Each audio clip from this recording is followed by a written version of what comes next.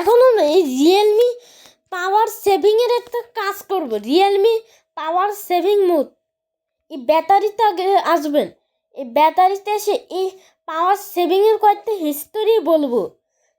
এখানে যদি আপনি ব্যালেন্সড মোড সিলেক্ট করেন তাহলে আপনার 10 মিনিটের মানে এই 2% থেকে 10 মিনিটের মধ্যে চার্জ শেষ হয়ে যাবে। যদি পাওয়ার সেভিং মোড সিলেক্ট করেন তাহলে 12 minute, super power saving mode select করে 30 মিনিট। এখানে কয়েকটা লেখা আছে, বুঝছেন? এই যে এখানে অনেক কিছু দেখতে পারেন। এই এই নীলটা হলো চার্জিং, গ্রিনটা হলো নর্মাল, মানে এমনি নর্মাল অবস্থায়, আর এই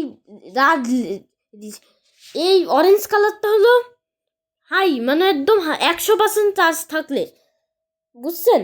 ভিডিওতে এই পর্যন্ত। এখানে আবার চার্জ কত কমে চার্জ খাইছে দেখতে পারবেন। তাহলে ভিডিওতে এই পর্যন্তই।